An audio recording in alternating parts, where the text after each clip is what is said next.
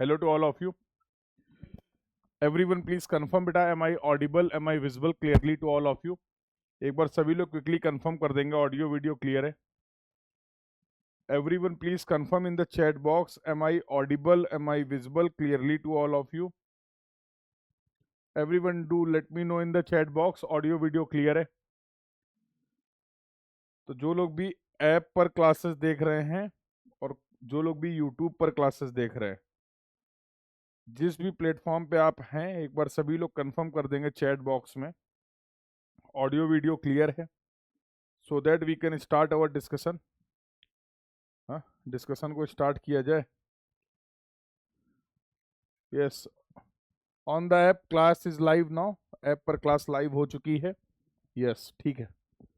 तो should we start our discussion. Discussion start किया जाए. तो जियोमेट्रिक्स इंजीनियरिंग में ये नेक्स्ट टॉपिक जो इसके बारे में आज हम लोग बातचीत करने वाले हैं. Again this is also important. This discussion is also important for civil engineering student. तो सिविल इंजीनियरिंग स्टूडेंट के लिए भी डिस्कशन यूजफुल होगा. एज सच डायरेक्टली क्वेश्चन तो आने के चांस नहीं है, क्योंकि जीपीएस वाला पार्ट जो है वो सिविल इंजीनियरिंग के सिलेबस से, सर्वेइंग के सिलेबस से रिमूव कर दिया गया है. तो इन शॉर्ट एक ज़्यादा यूजफुल सेशन होने वाला है जियोमेट्रिक्स इंजीनियरिंग के डिस्कशन के लिए. तो let's start the discussion. Good evening Gaurav. Good evening. Good evening. तो should we start our discussion. आज हम लोग कुछ बातचीत करेंगे जीएनएसएस के बारे में. तो we will try to understand the basics of GNSS in this class. तो लेट्स स्टार्ट द डिस्कशन. तो सेशन को लाइक कर देंगे सभी लोग, सेशन को शेयर कर देंगे. ज़्यादा से ज़्यादा लाइक और शेयर करते रहिए ताकि बाकी लोगों तक भी ये इंफॉर्मेशन पहुंचती रहे. इस कोर्स के बारे में इंफॉर्मेशन बाकी लोगों को भी मिल जाए. और बिफोर स्टार्टिंग द क्लास, तो I hope till now you all have downloaded the prep horizon app. तो आप सभी प्रेप हॉरिजन की सभी क्लासेस को और फीचर्स को एक्सेस कर सकते हैं with the help of app and साथ साथ वेब के थ्रू भी. तो prephorizon.in या फिर प्रेप हॉरिजन का ऐप आप लोग डाउनलोड कर लेंगे. लिंक प्रोवाइडेड है डिस्क्रिप्शन में और कमेंट में, वहां से. तो यहाँ पर बहुत सारे फ्री नोट्स और बैचेस को आप एक्सेस कर पाएंगे. तो everyone, those who have not downloaded the prep horizon app, don't miss. बहुत सारे इनिशिएटिव यहाँ पर ऑलरेडी आपके लिए अवेलेबल हैं. तो एक बार सभी लोग ऐप को विजिट करेंगे और सभी फीचर्स को एक्सेस करेंगे. चलिए, let's start the discussion. And the today's class we will cover the very important concept, that is GNSS. तो जीएनएसएस एक कॉमन सेक्शन का पूरा पार्ट है आपका. हाँ, जियोमेट्रिक्स इंजीनियरिंग के सिलेबस की अगर बात किया जाए तो GNSS stands for global navigation satellite system. Global navigation satellite system. तो ये आज के डिस्कशन का पार्ट होने वाला है. चलिए डिस्कशन को स्टार्ट करते हैं. तो क्या बोला गया है? A satellite is an object that moves around the large object. Basically इसका कंसेप्ट क्या है, किस तरीके से हमें डेटा मिलता है, क्या क्या इंपॉर्टेंट इसके सेगमेंट हैं, कंपोनेंट क्या है बेसिकली जीपीएस के, जीएनएसएस के, उन इंडिविजुअल उनका क्या क्या यूज है, ये सारी चीजें हम लोग को समझनी है. तो बिल्कुल आसान भाषा में समझने की कोशिश करेंगे. तो देखो, सबसे पहले इसमें रिक्वायरमेंट होगी सैटेलाइट की. अ सैटेलाइट इज रिक्वायर्ड, जो क्या करने वाला है, एक ऑब्जेक्ट के अबाउट कंटिन्यूअसली क्या करेगा, मूव करने वाला है. तो उसका एक वेल डिफाइंड पाथ होगा जिसमें आप उस सैटेलाइट को लॉन्च करेंगे और सैटेलाइट क्या करेगा, कंटिन्यूअसली मूव करते करते उस पूरे ऑब्जेक्ट को कवर करेगा. यहां पर हमारे केस में क्या है कि अर्थ है. इंटायर अर्थ सरफेस को कवर करते हुए डिफरेंट डिफरेंट ऑर्बिट्स में हम लोग सैटेलाइट्स को लॉन्च करते हैं. अब वो सैटेलाइट क्या कर रहे हैं, कंटिन्यूअसली मूव कर रहे हैं अराउंड द अर्थ, जिसकी वजह से अलग अलग पोजीशन को वो कवर कर पा रहा है एक सैटेलाइट. तो सबसे पहले क्या बात किया गया कि एक सैटेलाइट की रिक्वायरमेंट होगी. Earth is a satellite because it moves around the sun. क्या अर्थ भी सैटेलाइट है? यस. तो सैटेलाइट की बेसिक डेफिनेशन की अगर आप बात बोलें तो ये बोला an object that moves around a large object, उसको आप सैटेलाइट बोल सकते हैं. यस और नो? तो जैसे सन के अराउंड हमारी अर्थ मूव कर रही है, तो yes, it can be also consider as a satellite. The moon is a satellite because it moves around the earth. तो मून भी अपना क्या हो गया, सैटेलाइट. तो जनरल जो डेफिनेशन, आपने कोई भी एक ऐसा ऑब्जेक्ट जो किसी बड़े ऑब्जेक्ट के अराउंड क्या कर रहा है, मूव कर रहा है, दूसरे ऑब्जेक्ट के अबाउट क्या कर रहा है, अराउंड क्या कर रहा है, मूव कर रहा है, उसको आपने बोल दिया सैटेलाइट। ये बात क्लियर हो गई। Earth and the moon are called natural satellite, इनको आप क्या बोल रहे हैं, नेचुरल सैटेलाइट बोल रहे हैं। Man made satellites are mechanics made by, mechanical satellites की अगर बात करें तो मैन मेड जो सैटेलाइट्स है basically those are mechanical satellite. These mechanics are launched into the space and orbit Earth or another body in the space। इनको हम लोग क्या करने वाले हैं, स्पेस में भेजेंगे, लॉन्च करेंगे वेल डिफाइंड ऑर्बिट में, और ये उस ऑर्बिट पे क्या करने वाले हैं, ये अपना मूवमेंट करेगा। जितने भी मैन मेड सैटेलाइट होने वाले हैं, मैकेनिकल सैटेलाइट होने वाले। क्लियर है स्लाइड? तो सैटेलाइट क्या होता है, क्या अर्थ एक सैटेलाइट है, क्या मून एक सैटेलाइट है? अर्थ और मून को कैसे क्या बोला गया, these are the natural satellite as you can see, और मैन मेड जो सैटेलाइट्स होते हैं मैकेनिकल सैटेलाइट्स बोला गया, और इनको हम लोग लॉन्च करने वाले हैं in well defined orbit to cover the earth और any other body in the space. Clear? तो ये तो सैटेलाइट की बात हो गई। चलिए सर, अगला जो आता है, अब इन सैटेलाइट का यूज क्या है आपको समझना है। तो जाहिर सी बात है सैटेलाइट की हेल्प से you can take the pictures.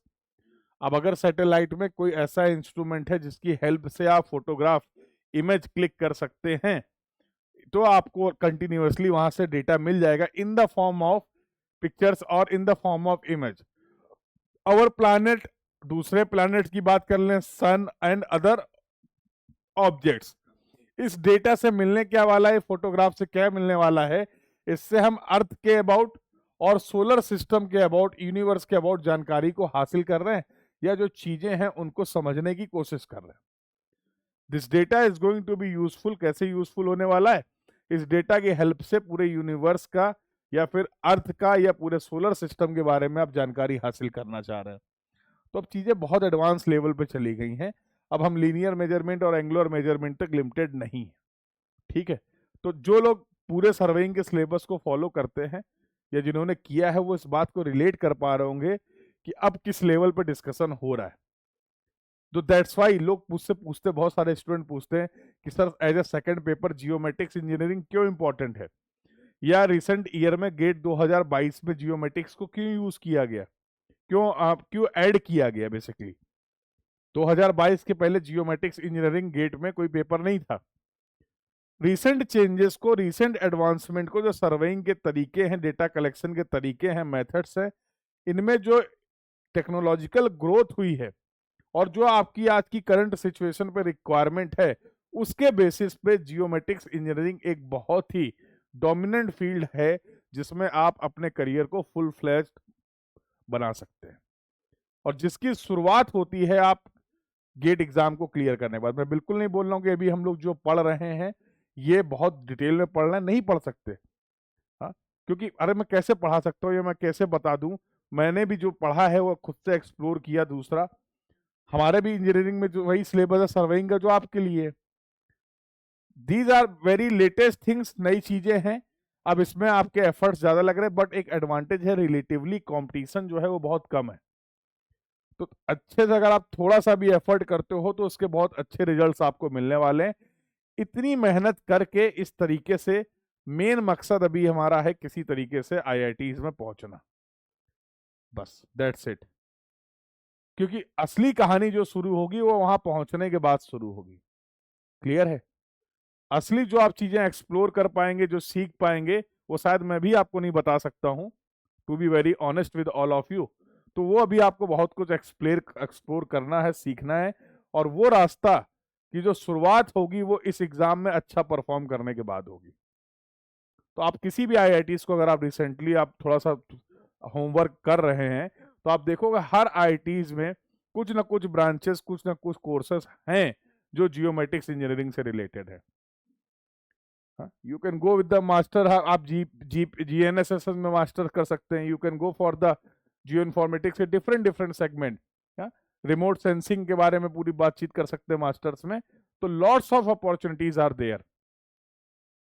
ठीक है, तो आपको इस बात को समझना है कि इंडस्ट्री की रिक्वायरमेंट क्या है। जाहिर सी बात है इस पेपर को अगर ऐड किया गया है तो इसकी रिक्वायरमेंट है, क्योंकि रिलेटिवली ये नई ब्रांच है, नया पेपर है, तो अभी इसके बारे में बहुत ज्यादा लोग एक्सप्लोर नहीं कर पा रहे हैं। तो ये पॉजिटिव भी है और ये निगेटिव भी है। पॉजिटिव ये कि अभी उतना ये नहीं कि सब एक ही डायरेक्शन में चले जा रहे हैं, अब सब स्ट्रक्चर से ही एमटेक करेंगे। हाँ, स्ट्रक्चर स्ट्रक्चर स्ट्रक्चर, अच्छी बात है, स्ट्रक्चर से भी एमटेक करिए जिसका इंटरेस्ट है। तो अगर आपका सर्वेइंग से रिलेटेड, मॉडर्न टेक्नोलॉजी से रिलेटेड अगर आपका इंटरेस्ट है, तो yes, this is the paper जो पूरी जिंदगी आपकी यहां से बदल सकती है। इस बात को बहुत ध्यान से सुन लीजिए और समझ लीजिए। ये कोर्स आप में इतना पोटेंशियल है, इस फील्ड में इतना पोटेंशियल है कि आज से 5 साल बाद, 10 साल बाद आपको ऐसा लगेगा कि yes, now everything is changed. अगर आप इस फील्ड में आने वाले समय में कुछ समय तक मेहनत करते हैं, अच्छे ऑर्गेनाइजेशन को ज्वाइन करते हैं, वहां पे एफर्ट्स करते हैं, अच्छा परफॉर्म करते हैं, तो definitely your life is going to be change, mark my word.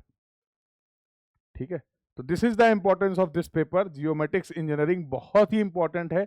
मुझे पता नहीं अभी स्टूडेंट्स क्यों इसकी इंपॉर्टेंस को उतना सिंसियरली नहीं समझ पा रहे हैं, सीरियसली नहीं ले पा रहे हैं। शायद कहीं ना कहीं उनके पास रिलीवेंट इंफॉर्मेशन नहीं है, सोर्स ऑफ इंफॉर्मेशन नहीं, जिससे वो इस फील्ड के पोटेंशियल को समझ पाए। मेरा सिर्फ ये ऑब्जेक्टिव है, मैं ज़्यादा से ज़्यादा लोगों तक ये अवेयरनेस पहुंचा पाऊँ, जिससे बहुत सारे सिविल इंजीनियरिंग स्टूडेंट्स जियोमेट्रिक्स के फील्ड में अच्छा अचीव कर सकते हैं।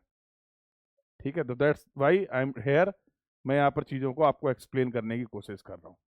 और again, because this paper is recently added in the year 2022, तो अभी आप देखोगे पैटर्न या क्वेश्चंस भी बहुत ज़्यादा डिफिकल्ट नहीं आ रहे हैं, लेकिन over the period of time you will find कि चीजें क्या होंगी, इंप्रूव होंगी, और क्वेश्चंस का level, difficulty level will also increase. तो बहुत सही टाइम है अगर आप अभी थोड़ा सा भी सिंसियर, और ऐसे बहुत सारे ऐसे मेरे पास एक्सपीरियंसेस हैं, ऐसे स्टूडेंट्स हैं जिन्होंने स्टार्टिंग में मेहनत की और आज उनका सारा कुछ, नो मैटर कि आपने प्राइवेट कॉलेज से इंजीनियरिंग किया था, क्या परफॉर्मेंस थी, कितने परसेंटेज थे, now they are doing extremely well in this field.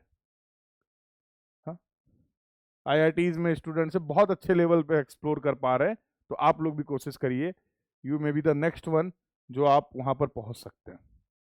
ठीक है, चलिए तो अगला डिस्कशन कर लेते हैं। Send TV signal and the phone calls around the world. क्या है? सिग्नल्स के थ्रू आपको पूरी इंफॉर्मेशन मिलने वाली है, और लोकेशन की डिटेल भी आप यहां पर अपने यूजर को भेज सकते हैं। ये satellites are capable to collect the information as well as to transmit the information। अब सैटेलाइट डेटा कलेक्ट करके बैठा, उससे कुछ नहीं होने वाला है। Ultimately you need to process the data. उस डेटा के बेसिस पे आपको इंफॉर्मेशन को एक्सट्रैक्ट करना है, और उस इंफॉर्मेशन को एक्सट्रैक्ट करने के लिए यू नीड डेटा। तो this satellite will also send you the data to the ground control station. तो अभी आगे चल के अभी हम लोग बातचीत करेंगे कि सर जीपीएस के या जीएनएसएस के मेन सेगमेंट क्या होते हैं। यहां से भी क्वेश्चन आता है। Basically there are 3 segment of the GNSS system. Global navigation satellite system का अगर नेविगेशन की बात किया जाए तो इसके 3 इंपॉर्टेंट सेगमेंट हैं। एक होता है आपका ग्राउंड सेगमेंट, एक होता है स्पेस सेगमेंट, और एक होता है यूजर सेगमेंट। ये तीनों सेगमेंट बहुत इंपॉर्टेंट है, इनके बारे में डिस्कशन होने वाला है। चलिए तो आगे बातचीत करते हैं सर, थोड़ा सा और समझते हैं। तो सैटेलाइट बेस्ड जो नेविगेशन सिस्टम है फॉर द ग्लोबल कवरेज, अब यहां पर किसी एक पॉइंट, किसी एक कंट्री, किसी एक शहर की बातचीत नहीं हो रही है। अब ग्लोबली आप चीजों को कवर करना चाह रहे हैं, किसी पॉइंट की पोजीशन को ग्लोबली आप डिफाइन करना चाह रहे हैं, उसके लिए हमें पूरा सिस्टम रिक्वायर्ड होगा। और इसी विद्या को, इसी कला को आप बोल रहे हैं GNSS, global navigation satellite system, in which you are trying to get the navigation system with the global coverage. तो आई होप सभी को पता है ग्लोब का क्या मतलब है। हा? तो उसके लिए जीएनएसएस के बारे में डिस्कशन कर रहे हैं। GNSS refers to a orbiting over the earth surface and continuously transmitting signal to user to determine their location by using the positioning and the timing data encoded in the signal which transmitted from the space। आसान भाषा में मतलब क्या हुआ कि जो satellite लगातार पूरे ग्लोब को कवर कर रहे हैं, अब इसमें क्या है कि हम लोग बेसिकली, हम सभी लोग डे टू डे लाइफ में अगर बात करें तो जीपीएस का यूज करते हैं। GPS is widely used in various field. For example, अगर आप बहुत कॉमन सा ले लें, अपनी लोकेशन आप किसी को शेयर करते हैं, तो वाइल शेयरिंग द लोकेशन या किसी एक पॉइंट से दूसरे पॉइंट के बीच की डिस्टेंस पता लगाते हैं आप, रूट देखते हैं। सभी लोग गूगल मैप, सभी लोग डिफरेंट डिफरेंट पर्पस के लिए यूज कर रहे हैं हम लोग, ऐसा और know, day to day life में।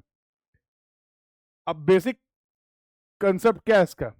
बेसिक कंसेप्ट है कि whatever, for example we are having the mobile, हम लोग जीपीएस में के लिए मोबाइल का यूज कर रहे हैं, तो our mobile is a receiver. ये हमारे पास क्या है कि रिसीवर है। Continuously this receiver is getting the information from the satellites, और उन सैटेलाइट से जो लगातार आपको इंफॉर्मेशन मिल रही है, उस इंफॉर्मेशन को प्रोसेस करने के बाद आपको फाइनल रिजल्ट्स मिल रहे हैं। तो ultimately in our hand what we are using, we are having the GPS receiver. तो ग्राउंड सेगमेंट में जो हम लोगों ने यूजर सेगमेंट की बात करी, ये उसका एक पार्ट है। अल्टीमेटली ये इंफॉर्मेशन आपको कहां मिल रही? That information you are getting from the space segment in the form of data, in the form of signal. तो किसी भी पॉइंट को, पोजीशन को डिफाइन करने के लिए जीएनएसएस सिस्टम में, जीपीएस सिस्टम में हम लोग क्या करने वाले हैं? हम लोग दो पैरामीटर के बेसिस पे लोकेशन को डिफाइन करते हैं। One is the positioning and another is the timing. क्या सिग्नल ट्रांसफर से वन सैटेलाइट से दूसरे सैटेलाइट, एक सैटेलाइट से यूजर तक इंफॉर्मेशन पहुंचने में कितना टाइम लग रहा है? तो total 4 quantities will play very important role to define the position of any point. किसी भी पॉइंट की एक्यूरेट पोजीशन को डिफाइन करने के लिए कम से कम आपको 4 पैरामीटर डिफाइन करने हैं, और वो 4 पैरामीटर होने वाले आपके X, Y, Z and T. X, Y, Z, these are the location coordinate, and another is going to be the time system. ठीक है, तो इसकी हेल्प से अब यूएसए के लिए बात करें तो यूएसए का नेविगेशन सिस्टम क्या है? यूएसए का नेविगेशन सिस्टम हो गया NAVSTAR, global positioning system, GPS.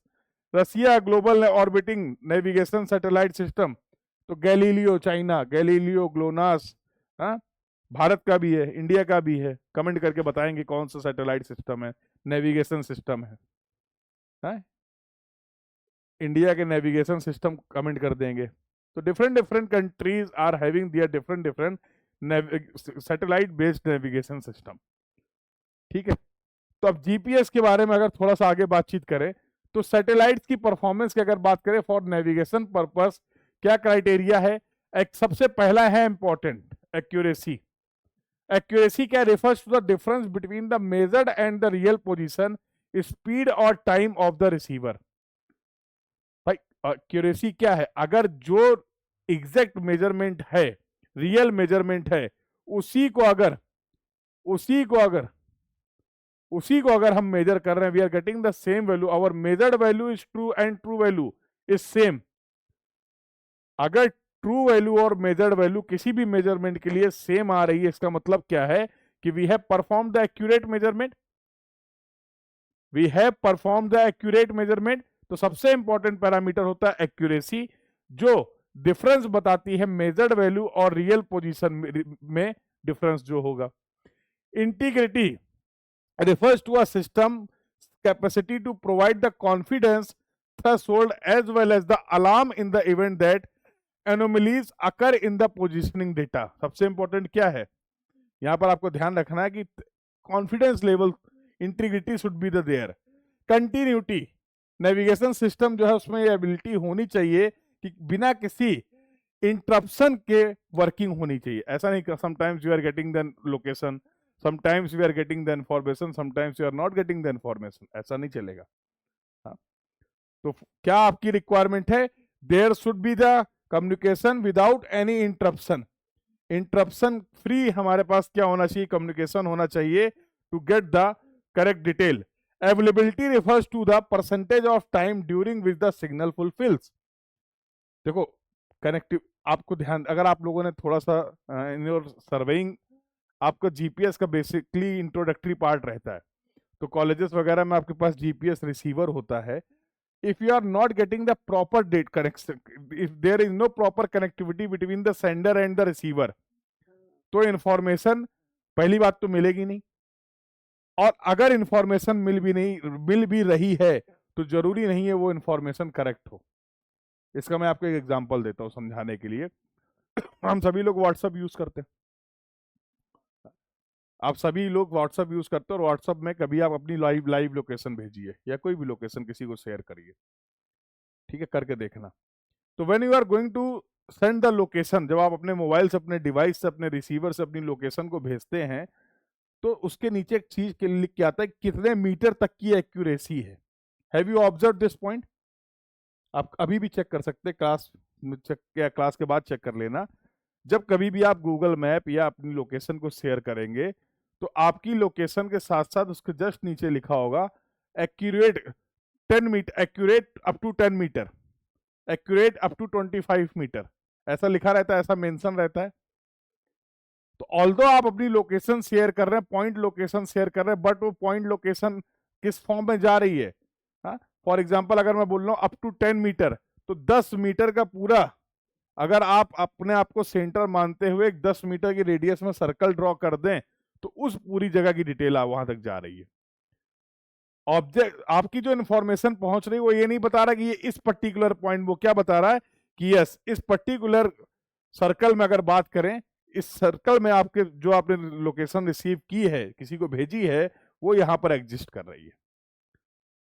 तो अगर आप तुरंत लोकेशन भेज देते हैं तो क्या होता है, ये रेंज ज्यादा होती है। लेकिन जब आप थोड़ा सा टाइम देंगे, आप देखिएगा, यूज करिएगा इसको, वाइल सेंडिंग द लोकेशन, अगर आप उसको थोड़ा सा पॉइंटेड करते हैं, थोड़ा सा टाइम देते हैं, तो you will find there will be the decrease in this value.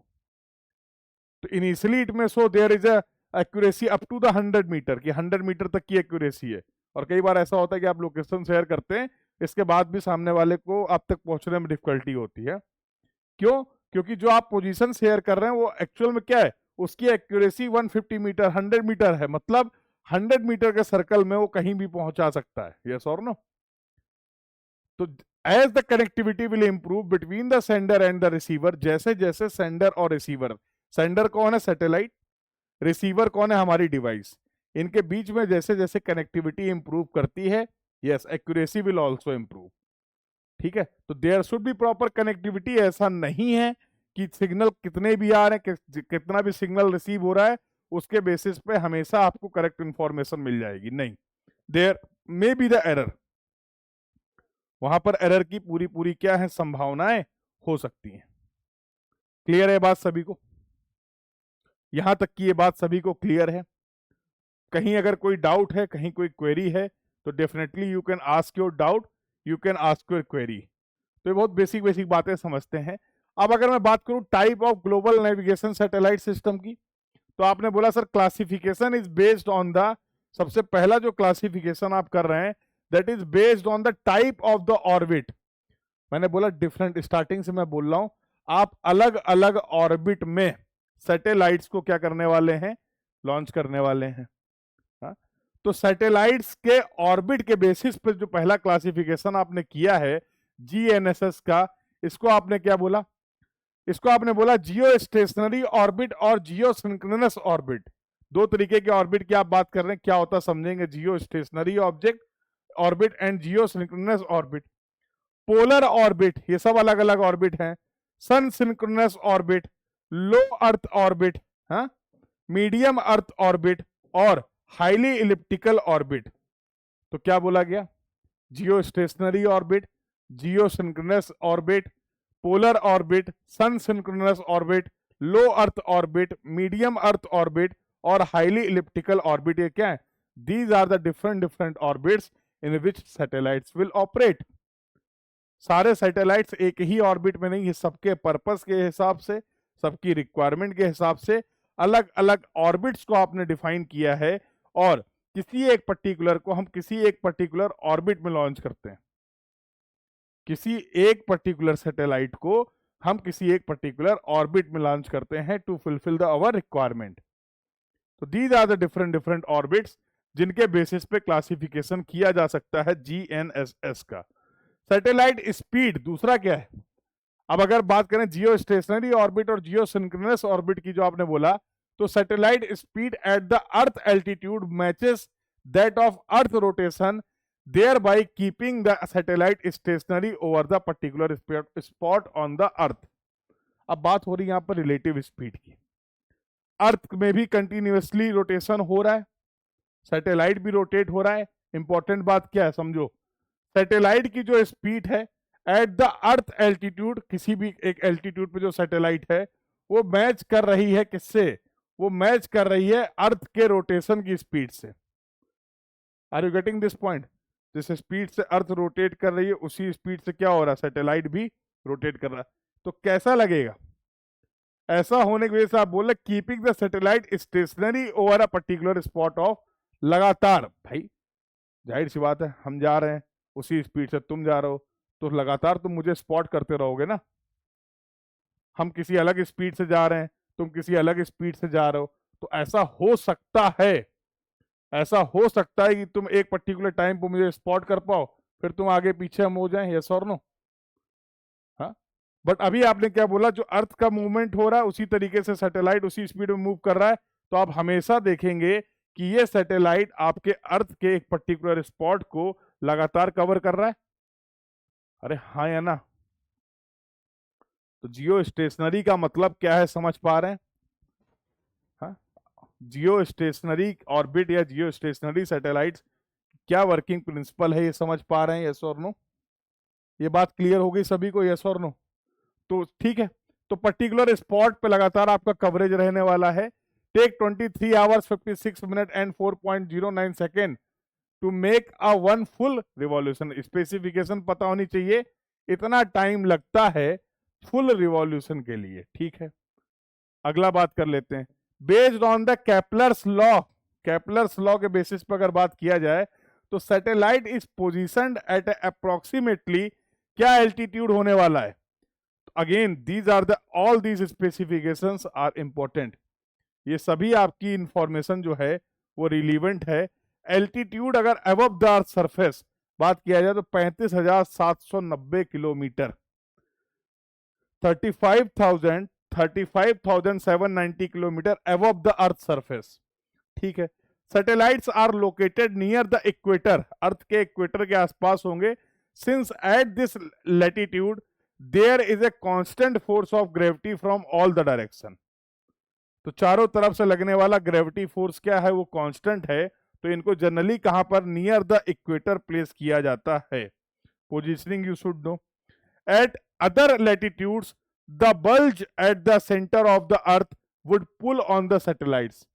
इसके अलावा अगर हम किसी लैटिट्यूड पे सैटेलाइट्स को प्लेस करते हैं तो ऑब्वियसली चारों तरफ से लगने वाला जो आप ग्रेविटी बोल रहे थे जो कि सेम था, वो सेम नहीं होगा, तो ऑब्वियसली क्या होगा, पुलिंग और pushing effect will be there under the influence of the gravity. Gravity के इन्फ्लुएंस में पुलिंग और पुशिंग इफेक्ट में भी देयर, यस और नो? तो ये सब बातें हम लोगों ने कर ली, बहुत बढ़िया। अब अगर और इसमें कंटिन्यू किया जाए, the satellites are positioned every 4 to 8 degrees. किस तरीके से पोजिशनिंग कराई जा रही है? Approximately 30 GEO satellites are in the 300 GEO satellites are in the orbit the earth above the equator and provides image of nearly 1/3 of the earth's surface. All this point you should remember.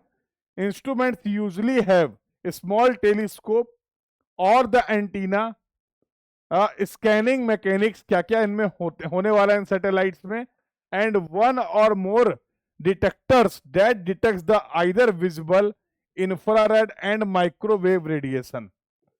हाँ, तो क्या क्या होने वाला, telescope will be there, antenna will be there, scanning mechanism will be there जिससे आप information को scan करने वाले हैं, एंड वन और more detector will be there to collect the information. और विजुअल कौन कौन से इंफॉर्मेशन हो सकता है, either in the form of visual information और in the form of infrared और माइक्रोवेव रेडिएशन। क्लियर हो गया? तो थोड़ा बहुत आइडिया आपको लगा होगा। तो जिन भी लोगों को लग रहा है कि ये पीडीएफ की हेल्प से आप सभी इन पॉइंट्स को रिवाइज कर पाएंगे, मैं सभी इंपॉर्टेंट पॉइंट्स को यहाँ पर हाईलाइट कर दे रहा हूँ। तो I will share this PDF with all of you, ये पीडीएफ आपको मिल जाएगा, तो उससे आप अपना रिवीजन भी कर पाएंगे। ठीक है भाई, चलिए। तो अगर जियो स्टेशनरी ऑर्बिट की अगर बात किया जाए, इसको आपने जियो सिंक्रोनस ऑर्बिट भी बोला, क्या है एडवांटेज और डिसएडवांटेज की बात करें तो weather images can be displayed, इस एल्टीट्यूड की वजह से आप वेदर पे कमेंट कर पाएंगे। डिसएडवांटेज क्या, it takes longer for a signal to get to the earth and back to the satellite, communication time जो है भैया वो ज्यादा है, कम्युनिकेशन टाइम जो है वो ज्यादा है। Television broadcast are uninterrupted, disturbance नहीं होने वाला है। Increase difficulty of the telephone conversation, तो टेलीफोन कन्वर्सेशन में थोड़ी सी डिफिकल्टी बढ़ जाएगी। Use to track the major development such as hurricanes 24 hours in a day, किसी जगह पर जो भी डेवलपमेंट हो रहा है कंटिन्यूसली आप उनको मॉनिटर कर सकते हैं। GEOs are not positioned in the farthest northern and the southern orbit, poles की तरफ अगर बात करें तो GEO का प्लेसमेंट नहीं होगा, जिससे आपको वहां की बहुत ज्यादा इंफॉर्मेशन नहीं मिल पाएगी। तो ये इसके हो गए डिसएडवांटेज की बात हो गई। चलो भाई अब पोलर ऑर्बिट की बात कर लेते हैं। जियो स्टेशनरी की बात कर ली, जियो सिंक्रोनस की बात कर ली, now let's move to the polar orbit. These orbits have an inclination near 80 degree, angle की वैल्यू चेंज हो गई। This allow the satellite to see the virtually every part of the earth as the earth rotates under beneath. देखो simple सी बात है, इसके पहले आप एंगल बोल रहे थे कि सर ये जो सैटेलाइट्स प्लेस किए गए हैं इनका कवरेज क्या है 4 to 8 डिग्री। अब अभी आप बात कर रहे हैं पोलर ऑर्बिट्स में, पोल की तरफ ऑब्वियसली, तो we are providing at satellites at an inclination nearly 90 degree, जिससे क्या चेंज हो रहा है, कवरेज विल इंप्रूव, तो पूरी अर्थ का आपको कवरेज मिलने वाला है। इट टेक्स अप्रोक्सीमेटली, कितना टाइम लग रहा है, time requirement also change, 90 minutes for the satellite to complete one orbit, पूरे एक ऑर्बिट को कंप्लीट करने में 90 मिनट्स का टाइम लगने वाला है। User such as measuring ozone concentration, इनका काम क्या है, पोलर सैटेलाइट्स की हेल्प से आप ओजोन कंसंट्रेशन, स्टीरियोस्फीयर की बात करें और measuring the temperature in the atmosphere, तो ओजोन कंसंट्रेशन और टेम्परेचर मेजरमेंट के लिए basically we are using the polar orbits. अगर आपको ये इंफॉर्मेशन चाहिए, your satellite should be placed in the polar orbit. Clear भाई? अगर कहीं किसी को कोई डाउट हो, और इन्हीं सब पॉइंट्स से रिलेटेड क्वेश्चंस भी आपको देखने को मिलते हैं, ठीक है? तो समझना है इन सभी ऑर्बिट्स के बारे में। अगेन आई एम सेइंग कि ये थोड़ा सा डिफिकल्ट लग सकता है, अलग लग सकता है सिविल इंजीनियरिंग स्टूडेंट्स को, जो specially surveying point of view से अगर देख रहे हैं तो अलग है, हाँ है अलग, डिफरेंट है, इस बात को आप समझ लो। इन सब चीज़ों में बहुत डिटेल में हम लोग नहीं जाते हैं, जैसा मैंने स्टार्टिंग में भी बताया जब हम लोग सर्वेइंग का डिस्कशन कर रहे होते हैं।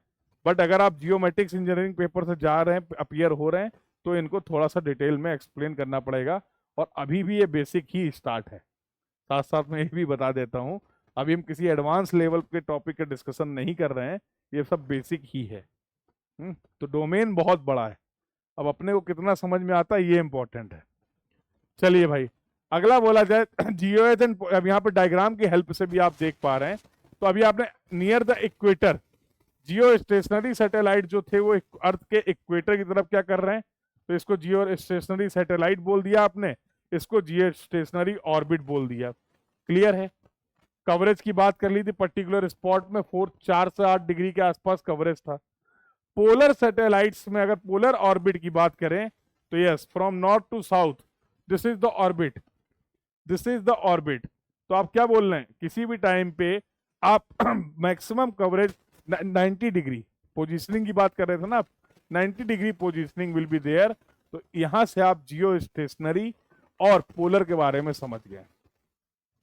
तो जैसे नॉर्मली हम लोग अगर 2D में बात करें, एक्स और वाई होता है, एक्स एक्सिस वाई एक्सिस, है ना, तो वहां से आप रिलेट कर सकते हैं।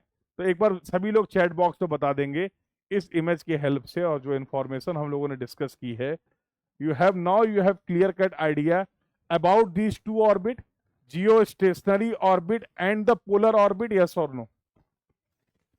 Geostationary orbit and the polar orbit, these two terms must be clear to all of you. इतने डिस्कशन के बाद ये दोनों टर्म सभी को क्लियर हो गए हैं। जो इस ऑर्बिट में सैटेलाइट्स होने वाले किसमें, जियो स्टेशनरी में उनको आप बोल देंगे जियो स्टेशनरी सैटेलाइट। जो पोलर में आपने लॉन्च किए हैं उनको आप क्या बोलने वाले हैं, उनको आप क्या बोलने वाले हैं? हाँ, that will termed as the polar satellite. Clear है? ठीक है, okay, very good Komal, very good. ठीक है, तो you can also access the class notes बेटा, जो लोग भी यूट्यूब में, फिर से मैं रिपीट कर देता हूँ, बहुत सारे स्टूडेंट यूट्यूब से देखते हैं या बाद में रिकॉर्डेड फॉर्म में देखते हैं, तो you all can download all this app. इसके पहले भी जो हम लोगों ने टॉपिक किया है, लैंड सर्वेइंग कर चुके हैं हम लोग, जीपीएस के बारे, अब कल लास्ट क्लास में रिमोट सेंसिंग के बारे में डिस्कशन हुआ था, आज जीएनएसएस के बारे में हो रहा है। तो इस कोर्स से रिलेटेड जितने भी पीडीएफ हैं वो आपको प्रेप हॉरिजन ऐप में मिल जाएंगे। ठीक है, तो प्रेप हॉरिजन ऐप से जाके सभी लोग आप उन नोट्स को डाउनलोड कर सकते हैं, नोट्स आर डाउनलोडेबल, तो आप उन सभी को एक्सेस कर पाएंगे। ठीक है, तो जिन भी लोगों ने ऐप डाउनलोड नहीं किया कर लेंगे। Now let's move to the next part. अब आपने बोला सर सन सिंक्रोनस ऑर्बिट क्या होते हैं? हाँ, तो दो ऑर्बिट क्लियर हो गए और बातचीत का सिलसिला थोड़ा सा आगे बढ़ाते हैं। तो आपने बोला this orbit allows a satellite to pass over a section of the earth at the same time of the day. चलो देखते हैं क्या है। The satellite has to shift its orbit by approximately 1 degree per day. फिक्स नहीं है, there will be the shifting of the orbit. कितना shifting हो रही है? Approximately 1 degree per day. ठीक है, satellites orbit an altitude between 7 to 800 kilometre, 700 से 800 किलोमीटर, बस, बहुत ज्यादा नहीं। These orbit are use for, इनका क्या यूज है? For the satellite that's need a constant amount of sunlight. ऐसे सैटेलाइट्स जिनके लिए सनलाइट इंपॉर्टेंट है as a source of energy, constant amount of sunlight is required, तो इसलिए आपने ये एल्टीट्यूड बहुत ज्यादा नहीं इंक्रीज किया है। 7 से 800 किलोमीटर के एल्टीट्यूड में को आपने बोल दिया सन सिंक्रोनस ऑर्बिट्स। ठीक है, चलिए नेक्स्ट देख लेते हैं। लो अर्थ ऑर्बिट की अगर बात करें, LEO, LEO is typically circular orbit about 500 से 1500 kilometre above the earth surface, takes shorter period about 90 minutes, that is 1.5 hour to revolve around the earth. Because of their low altitude, these satellites have visibility बढ़िया होने वाली है, about 1000 kilometer radius. Satellites in low earth orbit change their position relative to the ground position quickly. Even for a local application, a large number of satellites are needed if the mission requires uninterrupted connectivity. Disturbance will be more. From that reason, large number of satellites are required अगर आपको कोई information collect करनी है without less interruption और without no interruption. ठीक है, low earth orbiting satellites are less expensive to launch, launching की cost जो होने वाली that will be less into orbit, and due to the proximity to the ground do not requires a high signal strength. पास है भैया, अगर distance कम होगी तो बहुत सिग्नल ट्रांसमिशन के लिए, इंफॉर्मेशन को ट्रांसमिट करने के लिए बहुत ज्यादा कॉस्ट रिक्वायर्ड, बहुत ज्यादा सोफिस्टिकेटेड टूल्स एंड टेक्नोलॉजीज की रिक्वायरमेंट नहीं होने वाली है। तो कुछ एडवांटेज भी हैं और कुछ डिसएडवांटेज भी है। ठीक है, तो ये आपने बात कर दी लो ऑर्बिट, लो अर्थ ऑर्बिट की। एडवांटेज डिसएडवांटेज जैसा मैंने अभी आपको बताया, ट्रांसमिशन का डिले रिड्यूस हो जाएगा, अरे डिस्टेंस ही कम ट्रेवल करनी है, हाँ, एल्टीट्यूड ही कम है तो डिले भी कम होने वाला है, यस और नो। स्मॉलर कवरेज एरिया, क्योंकि बहुत हाइट बहुत कम है, as the height will increase the coverage will increase, as the altitude will increase, जैसे जैसे ये एल्टीट्यूड इंक्रीज करेगा coverage will also increase, yes or no? So due to the less height, due to the less altitude, you will find a small coverage of area will be there, eliminates need for bulky receiving equipments, बहुत heavy receiving equipments की requirement नहीं है, लेकिन इनकी life span क्या है? कम है, 5 से 8 साल तक चलता है। देन जीईओज थे, ये लगभग आपके जियो स्टेशनरी सैटेलाइट्स, जियो सिंक्रोनस सैटेलाइट्स जो आपके 10 साल या उससे ज्यादा चलते हैं के लिए यूजफुल होने वाले हैं। तो यहां पर बेटा हम लोगों ने अपने डिस्कशन को आई होप कंप्लीट कर लिया है। इतना चीजें कम से कम आपको पता होनी चाहिए, हाँ, तो related to the low earth orbit या फिर लो अर्थ ऑर्बिट सैटेलाइट्स। तो डिफरेंट डिफरेंट ऑर्बिट्स पढ़ रहे हैं। We are discussing the different different orbits here. यहां तक क्लियर एक बार कंफर्म कर देंगे चैट बॉक्स में। यहां तक के डिस्कशन में अगर किसी को कोई डाउट है, कोई क्वेरी है, तो you can ask your doubt, you can ask your query.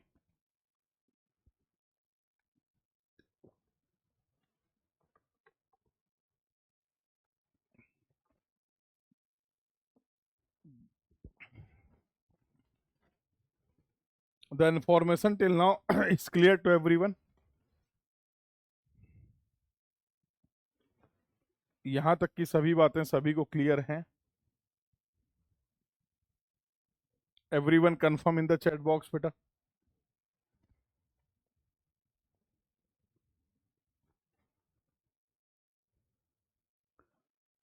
यहां तक डिस्कशन में अगर किसी को कोई डाउट है, कोई क्वेरी है, you can ask your doubt, you can ask your query. ठीक है, आएगा बेटा, अभी और के बारे में डिस्कस कर लेंगे कोमल। तो आई होप अभी आपका डाउट क्लियर हो जाएगा। ठीक है, चलिए अगला डिस्कशन कर लेते हैं। Medium earth orbit. Medium earth orbit की अगर बात किया जाए, एज इट्स नेम सजेस्ट, ये नेम ही आपको बता रहा है, सैटेलाइट की orbit with in the range of 5000 kilometre से 15000 किलोमीटर। 5000 किलोमीटर से 15000 किलोमीटर के बीच में अगर आपका एल्टीट्यूड है तो आप उसको बोल देंगे medium earth orbit satellite. These are position between the geo, obviously low earth orbit और जियो स्टैटिक ऑर्बिट के बीच में कहीं ना कहीं ये रेंज लाई कर रही है, तो यहां पर आप इसको प्लेस कर रहे हैं। Medium earth orbits are placed in an elliptical oval shaped orbit. किस शेप में आप प्रोवाइड कर रहे हैं? इलिप्टिकल शेप में आप प्रोवाइड कर रहे हैं, और this orbit will be of elliptical shape. The orbital period of medium earth satellites ranges from about 2 to 8 hours. Satellites have larger coverage than the LEO, obvious सी बात है। As the height will increase, तो coverage भी क्या होने वाला, ज्यादा होने वाला है as compare to the low earth orbit. जो सैटेलाइट्स मीडियम अर्थ ऑर्बिट में होंगे, that will have the more coverage as compared to the satellites having in the low earth orbit. ये बात भी क्लियर है, एक्सेप्टेबल है। These orbits are primarily reserved for communication satellite. अगर आपको कोई communication satellites और लॉन्च करना है, तो we are going to launch communication satellites in the medium earth orbit, covers the north and covers the north and south pole. Approximately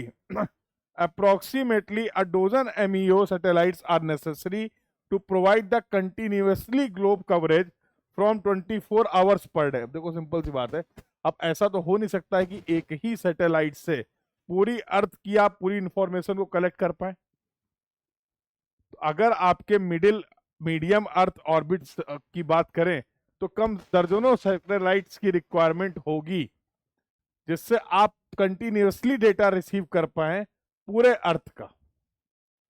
single satellite का काम नहीं होने वाला है। Are you getting this point?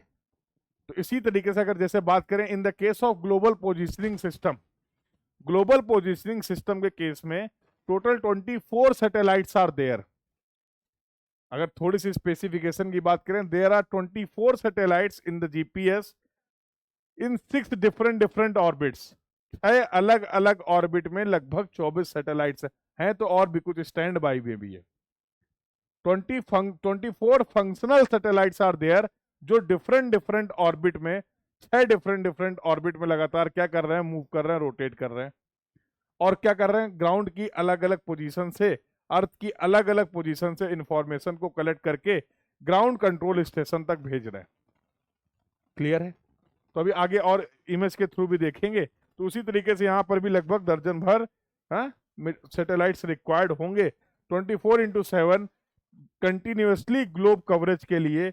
More number of satellites are required. Clear है? तो देखिए जरा, हाईली इलिप्टिकल ऑर्बिट की बात कर लेते हैं, HEO. HEO follows the curve of an ellipse, ellipse के कर्व को फॉलो करने वाले हैं। If the satellites orbit is very elliptical, the satellite will spend most of the time near apogee where the moves very slowly. तो इनके speed कम ज्यादा होने वाली है, हाँ? जैसे आप देखो, अगर ये अर्थ है तो इस पर्टिकुलर जहां पे डिस्टेंस बहुत ज्यादा है उसको आपने क्या बोला, due to the elliptical shape slowest velocity of the satellite at apogee. Clear है? तो ये थोड़ी सी करेक्टरिस्टिक्स आपको पता रहेंगी तो बढ़िया रहेगा। Permanent coverage can be obtained by placing, same बात है, अगर आपको लगातार पूरी कवरेज चाहिए तो उसके लिए number of satellites required more होंगे, और अलग अलग सेम अलग अलग पोजीशन पे इक्वल डिस्टेंस पे the placement of all these satellite should be there. यहां तक की बात क्लियर है सभी को? हाँ, कंफर्म करते रहेंगे भाई। चलो, तो जो कुछ भी पढ़ा है एक बार देखो। ये आपकी अर्थ हो गई, तो पोलर पोलर की बात कर लें या फिर पोलर की बात कर लें, और जो आपका जियो स्टेशनरी था, जियो सिंक्रोनस था, वो तो समझ में आ गया था, इक्वेटर और पोल्स। अभी आपने पढ़े low earth orbit, medium earth orbit, geo stationary orbit और highly elliptical orbit. I hope सभी देख पा रहे हैं। अब देखो यहाँ पर क्या, सेम इलिप्टिकल शेप का मतलब क्या, इधर का ये जो डिस्टेंस कम है, ये डिस्टेंस ज्यादा है in the case of highly elliptical orbit ना जी। This is your geo stationary वाला सेट ऑर्बिट हो गया।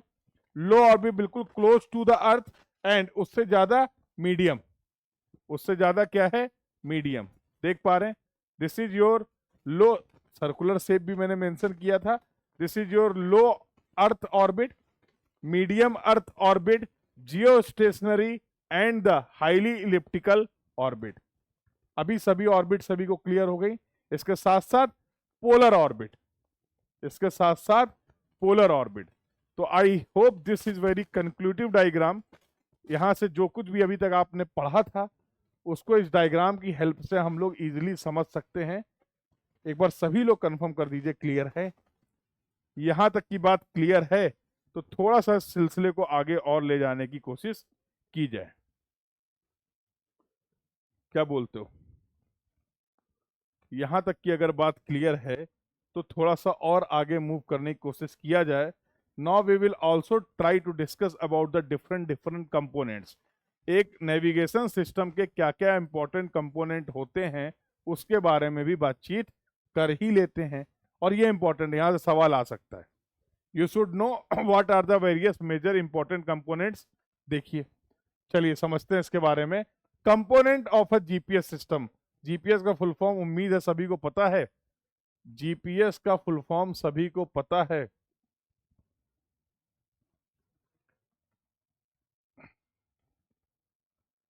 तो GPS stands for the global positioning system.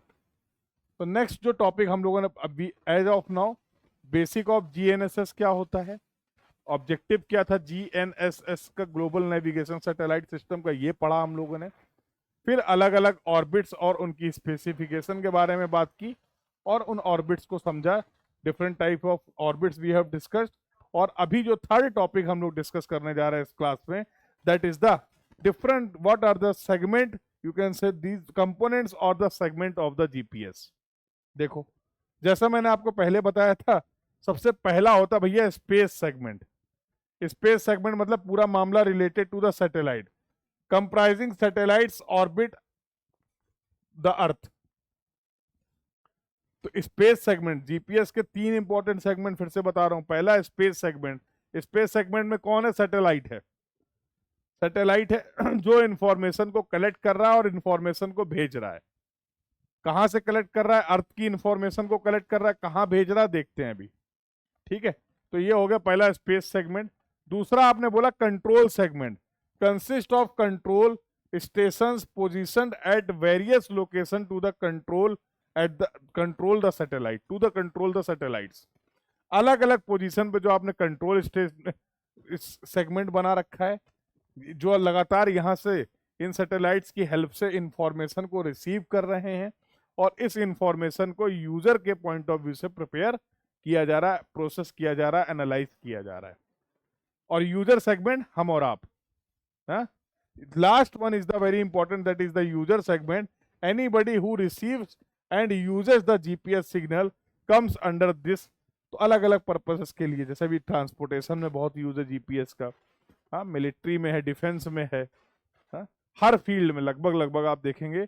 सबसे बहुत आसान से कमेंट करना है कि जीपीएस का यूज कहाँ कहाँ पे है, application of GPS. We all are aware in all the fields we will find the application of the GPS as of now. ठीक है, तो ये तीन बहुत इंपॉर्टेंट सेगमेंट हैं, कंपोनेंट हैं एक जीपीएस सिस्टम के। फिर से मैं रिपोर्ट कर देता हूं यहां पर। अच्छा, मैं आपसे पूछूं, शायद मैंने ऑलरेडी बता भी रखा है, फिर से मैं एक बार पूछ लेता हूं। ये जो हम लोग मोबाइल यूज कर रहे हैं, जिसमें हम लोग बोलते हैं we are using the GPS, in which segment? ये रिसीवर जो है, ये किस सेगमेंट का पार्ट है? This receiver is a part of which segment of the GPS? This receiver is a part of which segment of the GPS?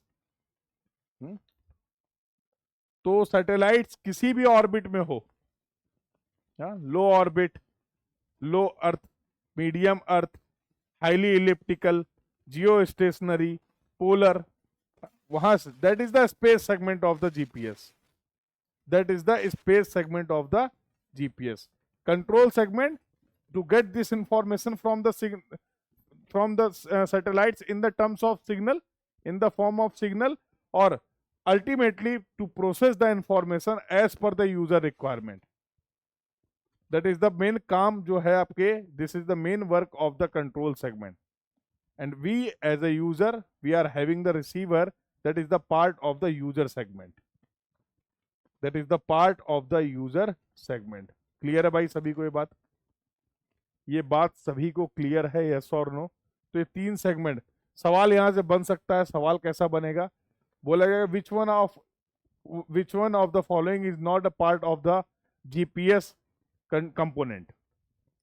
इनमें से कौन सा जीपीएस का कंपोनेंट नहीं है? तीन तो यही होंगे, इसके अलावा चौथा कोई ना कोई होगा। बहुत सिंपल सा सवाल है। तो अगर आपको पता है कि जीपीएस के तीन ही सेगमेंट होते हैं, स्पेस सेगमेंट, कंट्रोल सेगमेंट और यूजर सेगमेंट, इस सवाल को ऐसे भी पूछा जा सकता है कि satellite is a part of which segment? Navigation system is having the satellites, तो satellites will be the part of which segment of the which components of the GPS? तो satellites are part of the space segment. Satellites जो हैं वो space segment का part है। Clear हो गई बात सभी को? बोलो भाई। कंपोनेंट्स की अगर बात करें, components of the GPS is clear to everyone? तो कुछ ये लगातार काम चल रहा है। देखो, स्पेस सेगमेंट में सैटेलाइट्स मूव कर रहे हैं अलग अलग। क्या हो रहा है? मास्टर स्टेशन बना रखा गया है, और भी ग्राउंड स्टेशन बना रखे गए हैं, जिनका काम क्या है? ये जो there should be proper communication between the ground control segment and the space segment. और इसके अलावा साथ साथ हम लोग क्या हैं? अभी मैंने बताया, ये हम लोग रिसीवर लेके घूम रहे हैं। तो this is the receiver. Mobile में क्या है? Receiver, and this is the user segment. तो तीनों सेगमेंट यहां पर आप देख पा रहे हैं। This are the space segment having the satellites, जो लगातार इंफॉर्मेशन आप रिसीव कर रहे हैं। Ground control station, master station are there, ground antennas are there, जहां पर ये इंफॉर्मेशन रिसीव हो रही है, और साथ साथ यूजर सेगमेंट। सेगमेंट क्लियर हो गए भाई? एक बार बता देना सभी को सेगमेंट क्लियर हो गए? सभी को सेगमेंट क्लियर हो गए हैं? तो जो लोग भी इस कोर्स को फॉलो कर रहे हैं, ऐप पर फॉलो कर रहे हैं या फिर यूट्यूब पर फॉलो कर रहे हैं, तो एज आप सभी लोग को पता है कि अभी हम लोग प्लान कर रहे हैं आप लोग के लिए लगातार ये जियोमेट्रिक्स इंजीनियरिंग का कंटेंट। तो एक बार मुझे कमेंट पे अपना फीडबैक जरूर बता देना। ऐप पर भी आप बता सकते हो, यहाँ पर भी बता सकते हो। तो share your learning experience. Basically मैं ये कहना चाह रहा हूँ कि आप अपने लर्निंग एक्सपीरियंस को भी शेयर करते रहें। Directly you can discuss with me, और you can put in the form of comment also, whatever you are feeling. ये कंटेंट आपके लिए यूजफुल है, नहीं है, कितना यूजफुल है, ये सारी चीजें एक बार बताते रहिए। So that we can plan in more effective and better way. इसका पर्पस बहुत सिंपल सा है, ये जो आपका फीडबैक है, ताकि इस कंटेंट को और भी अच्छे तरीके से अगर रिक्वायर्ड है तो प्लान किया जा सके, प्रोवाइड किया जा सके। ठीक है, तो do share your learning experience. तो सभी लोग वीडियोस के कमेंट में अपना लर्निंग एक्सपीरियंस जरूर शेयर करिए। ठीक है ना, चलिए। तो ये भाई साहब बात हम लोगों ने कर ली, what are the different segment. अब स्पेस सेगमेंट के बारे में थोड़ी और बातचीत कर लेते हैं। स्पेस सेगमेंट के बारे में थोड़ी सी बातचीत को और कर लिया जाए। जैसा मैंने बताया जीपीएस में 24 satellites are there, total 24 satellites से हालात देखो कुछ ऐसे हैं। तो मान लो ये अर्थ है और इस अर्थ में डिफरेंट डिफरेंट कितने, in this way you will find the orbits, in this way there are different. एक ही कलर सा नहीं बनाते हैं, तो थोड़ा सा कंफ्यूजन को अवॉइड करने के लिए अलग अलग कलर यूज कर लेते हैं, तो सो दैट आप अलग अलग ऑर्बिट को आइडेंटिफाई कर पाए। तो we have different different orbit like this. कितनी हो गई, 4 हो गई। We have different different orbit like this, 5, एक और बना दो। तो टोटल कितनी है, total 6 orbits are there, total 6 orbits are there in this way. ठीक है, अब 6 ऑर्बिट में क्या होने वाला है वो लिखा हुआ है, total 6 orbit will total consist of, in 6 orbit में टोटल 24 सैटेलाइट्स हैं, continuously covering the earth from the different different position. अलग अलग पोजीशन से अर्थ का क्या कर रहे हैं, कवर कर रहे हैं डिटेल को, circling the earth eight 12,000 miles in altitude, orbiting the earth every 12 hour with a speed of, किस स्पीड से, 11,500 किलोमीटर प्रति घंटा। इस स्पीड से अर्थ को डिटेल को कवर किया जा रहा है। They are moving around the earth in different different orbit. High altitude allowed the signal to cover the greater area.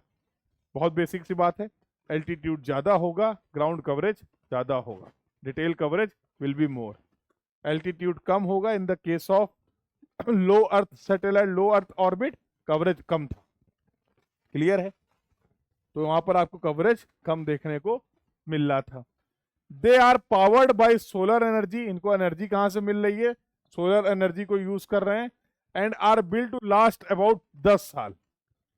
10 साल बाद अगर सैटेलाइट फंक्शनेबल नहीं है तो सैटेलाइट दोबारा से लॉन्च करने की जरूरत होगी। 10 साल तक इनके लाइफ स्पैन होने वाला है। They have backup batteries on the board to keep them orbiting in the correct path. Solar energy fails, अगर कभी सोलर एनर्जी नहीं मिल पा रही है किसी भी वजह से, तो बैकअप प्लान भी है उनके पास। बैकअप प्लान क्या भैया, बैकअप बैटरीज भी हैं जिनकी हेल्प से ये जो ऑर्बिटिंग है, ये ऑर्बिटिंग का प्रोसेस लगातार चलता रहेगा in the absence of energy that they are regularly getting from the sun. Clear है भाई ये बात सभी को? तो ये कुछ बातें हैं जो आपको पता होनी चाहिए स्पेस सेगमेंट के बारे में। और अगर बात करें बेसिक फंक्शन क्या है यहाँ पर सैटेलाइट्स का, it receives and stores the data from the ground control segment. Data लगातार रिसीव करना है, डेटा लगातार ट्रांसमिट करना है। It maintains a very precise time, timing का बड़ा इंपॉर्टेंट है। जैसा मैंने स्टार्टिंग में भी बोला कि अगर आप किसी भी पॉइंट की पोजीशन को करेक्टली डिफाइन करना चाह रहे हैं, तो we will not able to define the position of any point correctly globally with the help of XYZ coordinate only. उसके लिए एक पैरामीटर और इंपॉर्टेंट था, दैट वाज द टाइम। तो time measurement, time counter is very important part. तो time measurement क्या है, बहुत इंपॉर्टेंट है। Precise time measurement will be there. Each satellite usually carries several atomic clock. तो हर सैटेलाइट में क्या भैया, atomic clocks are provided. It transmits the data to the user through the use of several frequencies. तो जो आपका receiver है, जो इंस्ट्रूमेंट आप यूज कर रहे हैं, इसमें जो भी इंफॉर्मेशन आपको दिख रही है that is only due to your that receiver is continuously receiving the information. उसी इंफॉर्मेशन को प्रोसेस करके आपको रिजल्ट्स मिल रहे हैं। It control both altitude and the position and it may enable a wireless link between the satellites. ठीक है, तो ऐसा कोई नहीं कि satellites are not connected with the help of the wires.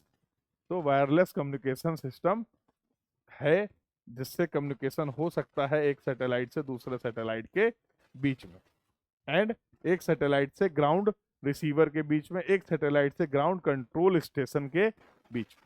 Clear है? क्लियर है ये बात सभी को?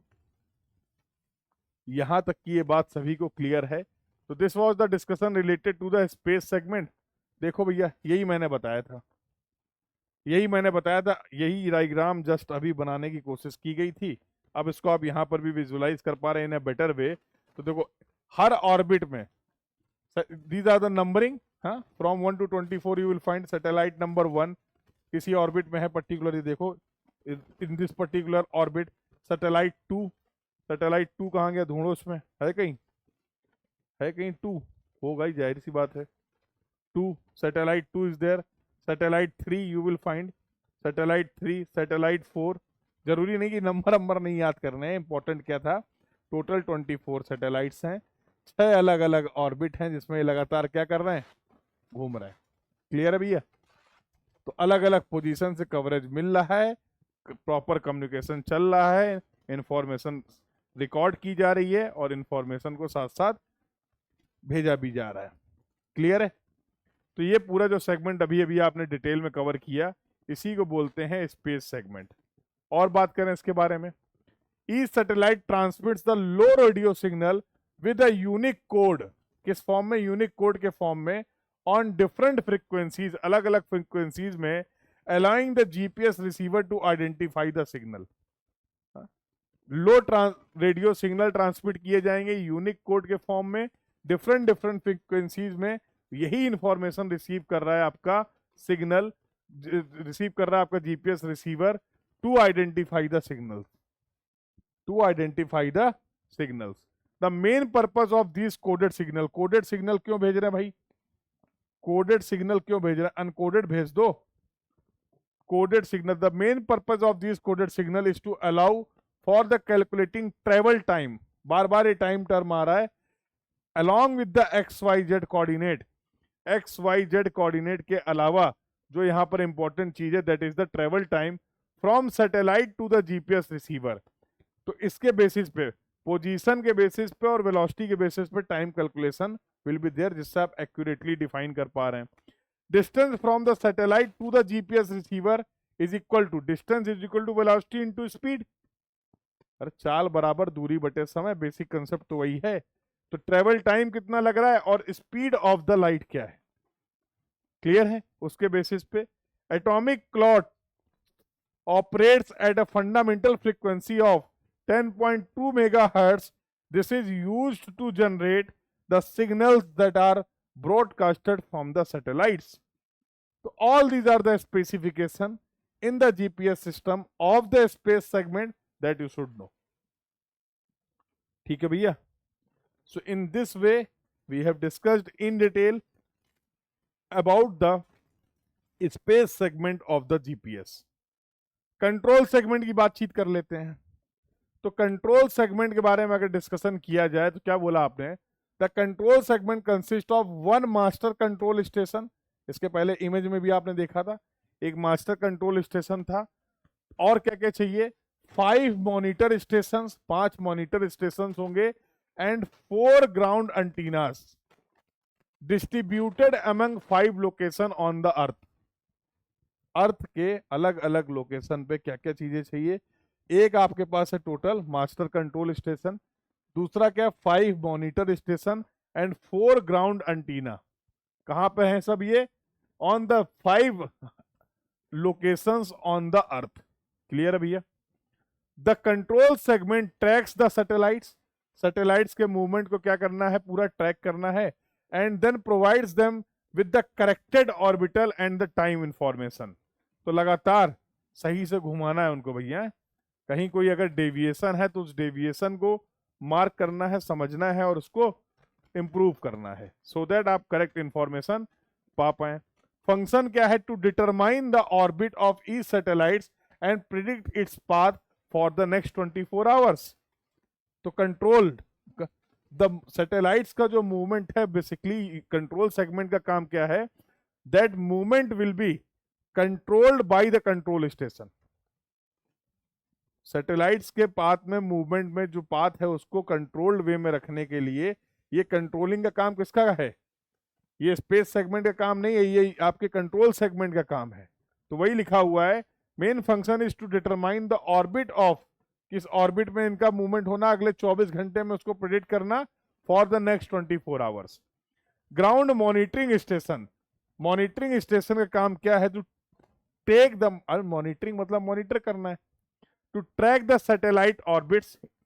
सैटेलाइट्स का ऑर्बिट क्या है, एल्टीट्यूड क्या है, लोकेशन क्या है, स्पीड क्या है, ये सारी इंफॉर्मेशन इकट्ठा करना।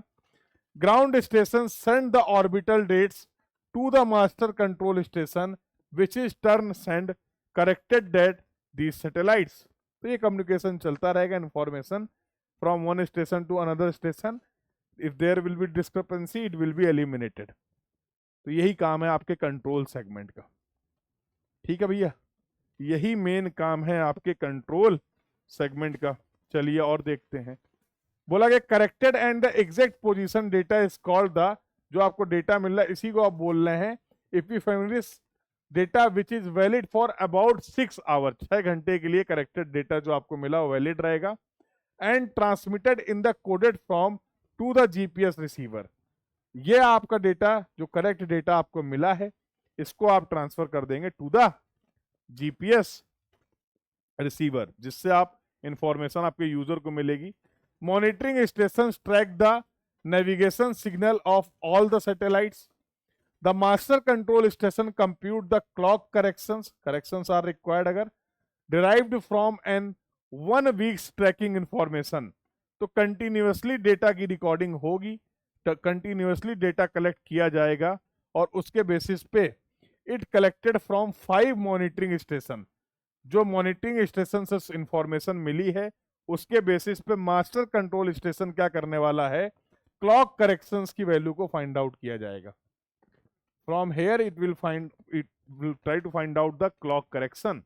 The master control station also initiates satellite repositioning but it becomes necessary. अगर सैटेलाइट की रिपोजिशनिंग करनी है from the coverage point of view तो ये काम भी किसका दिया, ये काम कौन करेगा? That will be of master control station. Operators in the master control stations calculate the status data ephemeris and the clock data. ये डेटा आपको क्या करना है, यहां पर कलेक्ट करना है। क्लियर है भाई? तो हम लोगों ने स्पेस सेगमेंट की बात कर ली, कंट्रोल सेगमेंट की बात कर ली। मैं चाहूंगा यहाँ पर एक बार सभी लोग मुझे चैट बॉक्स में कंफर्म कर दें अगर यहाँ तक की बातें क्लियर हैं, तो आगे और बात की जाए। Now we are left with the one more segment. अभी एक और इंपॉर्टेंट सेगमेंट बचा हुआ है, दैट इज द, तो पहले एक बार कंट्रोल सेगमेंट का हालात देख लो। क्या बोला था आपने? एक होगा मास्टर कंट्रोल स्टेशन, ये देखो master control station. Ground antenna कितने हैं? ग्राउंड एंटीना 1 2 3 4 ग्राउंड एंटीना हो गए। मॉनिटर स्टेशन देख लो 1 2 3 4 5 मॉनिटर स्टेशन हो गए। क्लियर है भैया? तो ऐसा नहीं, अलग अलग पूरे अर्थ में 5 जगह आपको ये सब कुछ प्रोवाइड करने थे। जीपीएस का डेटा यहाँ पर है भी। तो this was your control segment, this was your control segment. बोलो भाई क्लियर है? तो स्पेस सेगमेंट की बात कर ली हम लोगों ने, साथ साथ we have also discussed about the control segment. आ जाओ ये यूजर सेगमेंट में। अभी कंट्रोल सेगमेंट और पढ़ोगे? छोड़ो ठीक है, इतना बहुत है, ज्यादा जान के क्या करोगे। यूजर सेगमेंट में आ जाओ।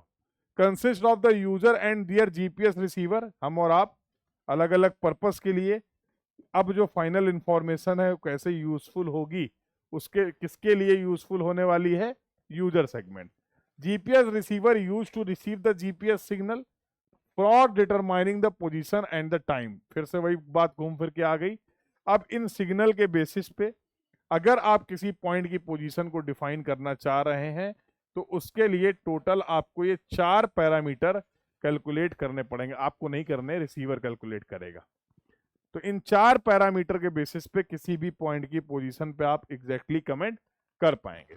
Typical application with in the user segment, कहाँ कहाँ इसके जनरली आप यूज देखते हैं, हम सभी को पता है, कहाँ कहाँ पर ये यूजफुल है।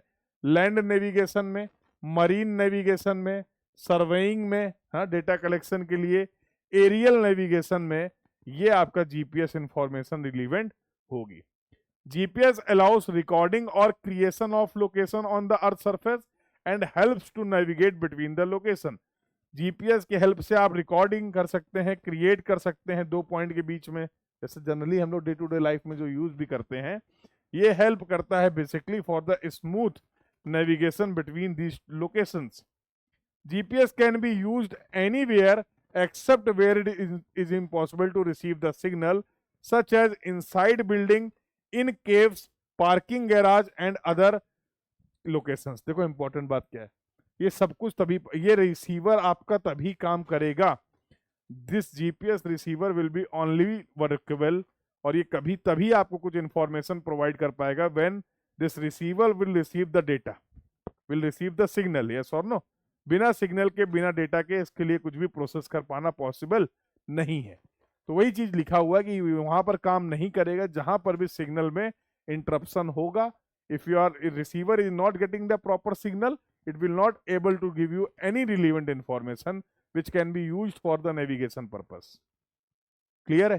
तो कहाँ कहाँ ऐसी सिचुएशन हो सकती है जो आपको पता है, such as inside the building, building के अंदर अगर आप हैं, केव्स, पार्किंग गैराज, जहां जनरली कॉमन एरिया होते हैं, जहां जहां पे भी आपको डिफिकल्टी होती है in signal, in that case information सही नहीं मिलेगी। अगर इंफॉर्मेशन मिल भी रही है तो वो इंफॉर्मेशन करेक्ट नहीं होगी, 100% एक्यूरेट नहीं होगी। इस बात का आपको ध्यान रखना है। क्लियर है भाई? और अगर यूजर सेगमेंट की बात किया जाए, the main function of the GPS receiver, जो रिसीवर हमारे पास है उसका मेन फंक्शन क्या है? Receive the data from the satellites, data को रिसीव करना, बिलोंगिंग टू वन और सेवरल, जरूरी केवल एक ही सैटेलाइट से कनेक्ट नहीं करना है। टोटल 24 सैटेलाइट्स हैं, जितने भी मैक्सिमम सैटेलाइट से कनेक्टिविटी हो पा रही है कनेक्ट करके to receive the data, acquire the signal from each satellites on the sky and track the signal received from the satellites on the sky. उसी इंफॉर्मेशन के बेसिस पे, उसी सिग्नल के बेसिस पे आपकी पोजीशन को डिफाइन किया जा सकता है, बताया जा सकता है। So in this way we have concluded. यहां तक हम लोगों ने डिस्कस कर लिया है, तो अभी बहुत सारी चीजें हैं डिस्कशन का पार्ट, उस पर भी बातचीत की जाएगी, तो as of now I hope the discussion from the today's class is clear to everyone. आज की क्लास के सभी टॉपिक सभी को क्लियर है, एक बार कंफर्म कर देंगे।